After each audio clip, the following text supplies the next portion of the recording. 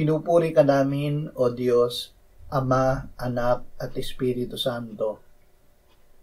Salamat, Ama, na ibinigay mo sa amin si Jesus na iyong anak, na namatay para sa aming kasalanan, iyong muling binuhay, iniakyat at iniluklok sa iyong kanan sa langit. Salamat na ibinigay mo sa amin ang iyong banal na Espiritu, at sa pamamagitan niya ay ibinuhos mo ang iyong pag-ibig sa aming puso. Salamat, Ama, na iniligtas mo kami sa kamatayan sa pagluha at pagkatison.